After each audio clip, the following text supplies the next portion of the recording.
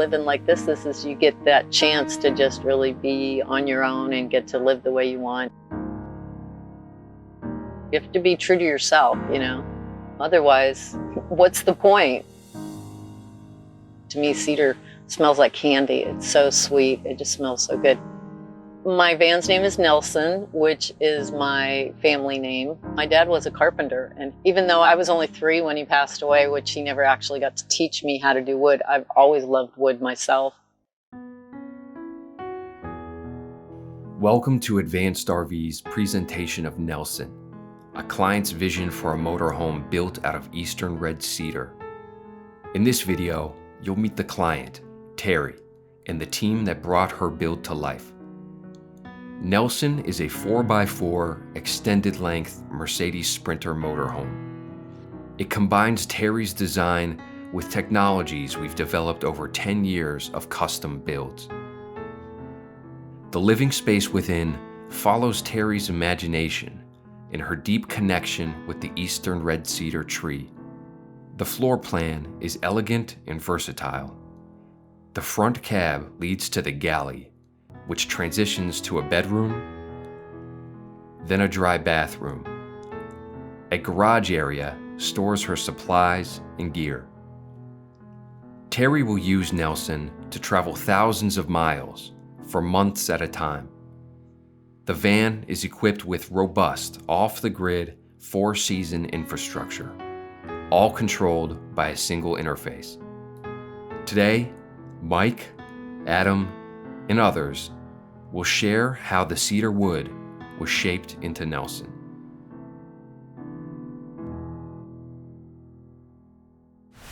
I've always did my own woodworking, build my own cabinets, and put up cedar ceilings like this. So this is kind of like a mini version of what my house looks like. I wanted to be able to travel and go across the country and see the mountains and the glaciers and the forests and the streams and all the different types of weather and geography, plants, different trees, that kind of stuff is really, I love nature. I want to spend time out there. It's all self-contained. You've got the extra battery power and the extra alternator to generate your own power, but you don't have to go to a campground. I don't really want to go to campgrounds that often. My plan actually for me is to go to a campground maybe every other week and do all my stuff on one day. Like I want to do my groceries and cook my food and get it all ready to go and do my laundry and have it all set. I'm a vegan, so I cook all my vegetables. I put everything in mason jars and then I seal it with a food saver so it can stay in there. And then for the next 2 weeks, I can just travel and I can go out and boondock somewhere, or if I just need to park somewhere, I don't have to plug in. I've got all my food ready and I'm all set to go. So the first time I came up here, I had kind of a little rough sketch of my idea, and I had sat down with Mike and Brittany and just kind of showed it to them, and they, kind of let me know that yes, this was something that they could do. We go from a very fun time of co-creating when the client comes in, like Terry did, to configure the van, the challenge and sometimes a little frustration about how we're going to fit everything in, have it be beautiful, have it be functional, and have it be accessible. Okay, we got to take an inch from the garage. We got to take an inch from the shower. Let's make the bed 2 inches shorter, And I had to keep doing that to tweak because you only have so many inches. I've been a draftsman and a designer my whole life, and so I see things that way. I see things, the possibility of something or how to make it function, and I do some building myself, so I kind of have a little bit of that background. So for me, it kind of started in the rear. My idea was to get an e-bike. I kind of looked at it as like an emergency escape pod. I thought, well, if I ever got stuck somewhere, I'd have this vehicle that I could kind of get out of there and go for help or whatever. I wanted it inside, so I wanted an actual garage in the back. This is an electric bike. It's not really that light, we designed and installed an electric winch so she can take the bike, bring it up here, hook it up to the back tire, and lift it up. There's a place for the front tire to nest into the wall. This whole compartment back here and the doors have material that accepts Velcro. So if she wants to store something back here, she puts it on. And then forward from that, I knew I wanted a rear bathroom. because going this way gives you a little bit more space. And I was able to design it so that it's actually a dry bath. So the shower is used as a shower and the toilet's separate, so you don't have your whole bathroom getting wet every time you take a shower. There's a homemade latch here to keep the door open, the sliding door, but the bathroom has a sliding door. It's a little bit like a barn door. And then from there, I have a bed on one side for me. And then I have a couch set up on the other side for my dog. And then this is also able to be pulled out, and you can make it a larger bed if necessary. This side is a sofa and a bed. Our cabinet shop and our metal shop work together to make a metal frame, which the metal frame you really don't see so much here. And this aluminum frame is going to be taken back out and powder coated black per the client specs. Cushion will go up the wall here when the bed is parked, and when you open it up, the cushion comes out and it's bed across here. There's 3 cushions, 1 wide cushion and 2 narrow cushions, and depending on how you use the cushions, you can open it up halfway, still have an aisle space and a bed, or you can open up it all the way and all 3 cushions go down into a bed. I know Alex took some special care to make sure that when the bed is slid out and these cushions are put flat, that they compress tightly so that you have a comfortable sleep. Up front we have another telescoping seat bed. When it's folded up like this, it's a seat, there'll be cushion, and you can pull it out here. And turns into a bed for her granddaughter. This is a lagoon table that will move up and down. You can adjust it up and down. The seat comes out and goes back, and the lagoon table mount is mounted on the seat or extended bed cushion, so that as it comes out, the table comes out and it'll adjust to get up and go down. So it mounts either here or at that end of the couch. This is a black walnut countertop. There's also a black walnut countertop extension piece here. There's a black walnut flip down table on the outside of the galley. Chosen by the client, very specific. There's a cutting board that drops in here that flushes everything out, so there's a nice big work area or counter space. The cutting board, this countertop extension, this counter, were all assembled out of the same lumber, so that when it's all in place, all of this lumber lines up. Details like that, well, if we didn't do it and you were looking at it, you would think something might be up and you might not know what it is. But when everything lines up and everything's cut out of the same material, it looks complete and it looks like it was intended that way, and it really was. There's specific objectives to meet for storage, and I know this drawer is going to accommodate a number of things. I think there's an Instapot and a number of other cookware implements and things that are going in this drawer. There's specific storage for an induction cooktop right here. There's custom storage inside of all of these components. There's some pull-out shelves, there's some shoe storage. Our mantra is use every cubic inch of space available, so we got a little bit of space here. And I'm sure that the owner wanted this drawer for something. She's going to put something in that drawer that's specific to it. Even this little cabinet here has a cedar lining. This one is lit from the inside, and this is all real cedar, either solid cedar. This actually is a cedar veneer. We applied the veneer to 4x8 sheets of plywood and then cut them down to the size we needed for the panels and for the inside of the cabinets. In this case, we had to pick the widest, straightest lumber we had to generate the ceiling material. We had to come up with some special ways of fastening it. Ian, what are we looking at? What'd you just cut? I cut a brace for Nelson for the ceiling. So this is shaped to the Mercedes chassis model. This lumber is all going to move and expand and contract, so we have to be careful about squeaks and rattles and things in a moving vehicle, and there again, there's really only so much you can control. There are some major differences about this build compared to any other build that we've done in the past. Most of the construction is solid wood. You have to think about more things. The RV is subject to temperature extremes, high and low humidity, And solid wood is going to react a whole lot different than the sheet goods and the laminates and the things that we use in other typical builds. The solid wood, on the other hand, not so predictable. You can kind of guess what's going to happen, how it's going to move, how it's going to expand and contract, but you don't always know. So you're using all your methods and using the knowledge of all the people involved, and you try to assemble the most stable cabinetry and components that you can. What are the characteristics of wood that you have to consider when you're building something like this? Well, this particular build is mostly solid eastern red cedar, which is the aromatic stuff you might find in a cedar chest or a closet. Oh yeah, the shop smells glorious right now. But the challenge with this particular species is that it's generally harvested from small growth trees. They don't get to be very tall, they don't get to be very large in diameter. So you can't get a whole lot of wide material, but the other challenge with that is it's kind of squirrely. It can be knotty and twisty and full of tension and difficult to work with in some respects. So Adam, how much of the tree would this board represent? That could be nearly the full diameter. Not a heck of a lot bigger than that, which is actually, we've had a little bit of a challenge and had to hunt for some wider material, which is difficult to find. But this particular piece, you know, this lighter colored streak would be the sapwood. That would be the outermost portion of the tree, or just under the bark.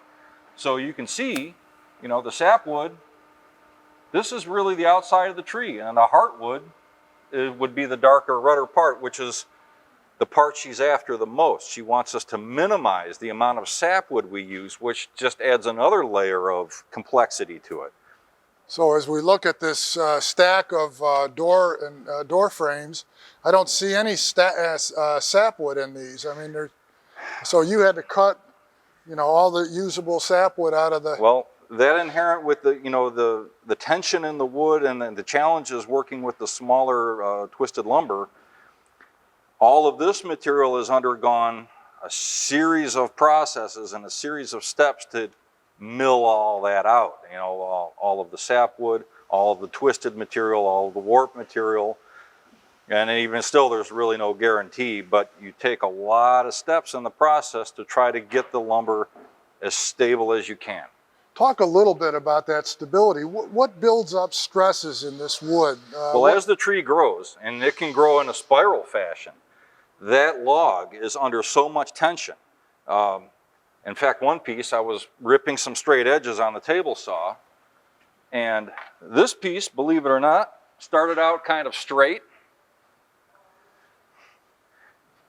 So I cut in about this far from that end, and this piece exploded off the edge of the rest of the board. It just peeled off just under its own tension.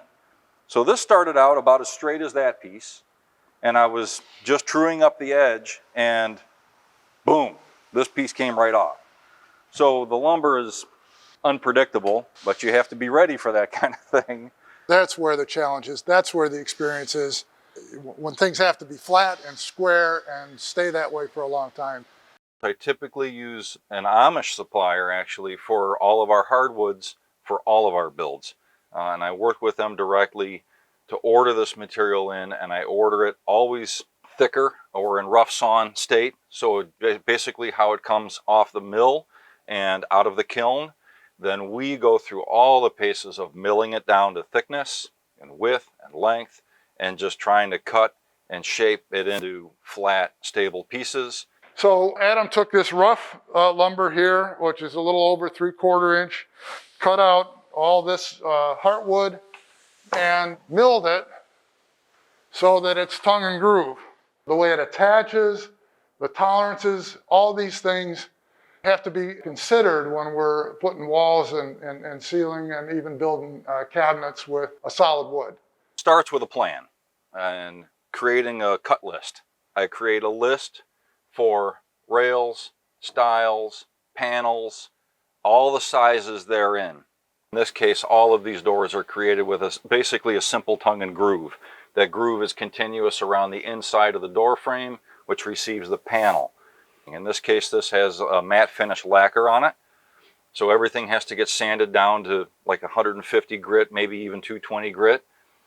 Cedar is typically very soft compared to other hardwoods that we use.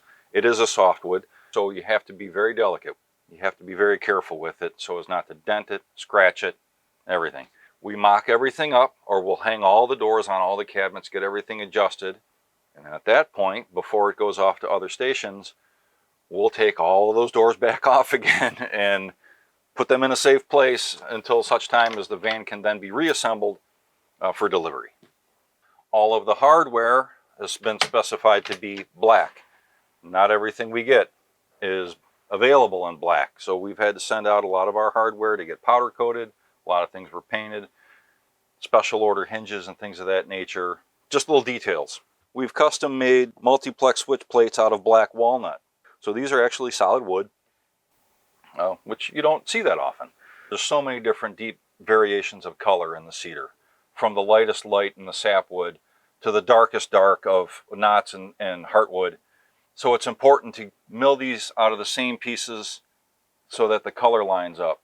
That's kind of the challenge with solids and wood veneers, that they do change color. All of this cedar started out very pink and very kind of odd looking, but over time it darkens up and it turns brown in color. And I'm glad to see that everything is darkening up kind of at an even rate. If you'll notice, this veneer is a little bit darker or a little bit browner than the solids right next to it. Same species, different trees, but same species. The solids are going to take a little bit longer to get rich and get dark. There's no two pieces of wood that look the same. All the lines in it are just, to me, I think it's gorgeous. I love all the knots, the coloring, the variations. It just makes me feel I'm at home, I'm relaxed, I'm surrounded by beauty, and it just makes me feel serene and comfortable. I wanted everything in here to be as chemical free and natural and eco-friendly as possible, because you are in a very small space. So this is your breathing air that you're in. If you have things that are chemically saturated or off-gassing of plastics and stuff. The fabric I got from a company, and it's all made out of natural elements, no chemicals in them. It's all done very eco-friendly. The client's objectives really drive the build, but there's a level of infrastructure in these builds that we have to conceal, and most importantly, we have to accommodate. A lot of the mechanical and a lot of the electronics is all situated underneath this bed. This is behind the silverleaf control, is the fuse box, some other controls, gauges, and resets. But that's an example of how we create access to things. One of the last things we do after our build is take a rattle test, and we go onto the worst roads around here we can find, and this was rattle tested yesterday. I don't know, did you go, Mitchell? Yeah, we took it to your place, Mike. And how did it, is there any rattle or? No, it was good. Good. Well, this is Boone. He just turned 2, and he is my traveling companion. He's very protective. He's used to traveling in my car. He's traveled since I brought him home. Being in this vehicle, of course, the seat's much higher. So Rob built this platform for me, so he'd have the whole entire area. He wears a harness, then the seatbelt goes through the harness. And so he's used to that, and so he can ride. He's going to be really comfortable. I look at this van and walk through it with such a sense of pride. I can't go in and out of this without having my hands on these cabinets. So I hope I'm not leaving fingerprints. You can't feel it until you get in it. And when you get in it and you're completely surrounded on all sides by all this beautiful wood and the smell, and that this is your vision that's now come to life, is just amazing, absolutely amazing. When I look at it, I think of all the things that I personally don't have the skills or experience to do, but our family here does. We have world-class craftspeople. I'm continually amazed by the wealth of knowledge and what they can come up with and the solutions that they manipulate and they have to come up with, and it really is amazing. All the lines, just, there's no gaps, there's no, nothing's out of square. People ask, can we build a motorhome that's not fancy? We can and we love it, but when somebody has a special way that they want things done, our guys just can really, really do it. It's going to provide me freedom and peace of mind. I want to be relaxed and comfortable and happy, and what's great about it is just go wherever you want. I'm planning on being gone close to a year, and then I'll go home for a little while, and then I'll take off again and go across Canada and do the East Coast. And so I have about 4 years worth of trips planned, and I'm just love that I had the opportunity to do this, that you guys were willing to go out of the box, you know, do something a little different than what you normally do, and that it came out so fantastic. The most important thing that happens here every day is these guys and ladies working together to say, how can we do this better? You know, this worked out great, but if we had done it out of stainless instead of aluminum, or if we had CNC'd the panels instead of hand cutting them, or hand cut them instead of CNC, all these questions that are about doing it better with higher quality, they are questions that come up between people with different specialties, different experience. So in order for that to work, you have to have honesty. You have to know if you don't know, to say you don't know. You have to have humility and curiosity to listen to each other, to be able to give up a viewpoint on things. So it's so much fun to be a part of this organization that does that continuous improvement, continuous innovation. The autonomy, the ability to be creative, that's what keeps people here. Thanks for watching.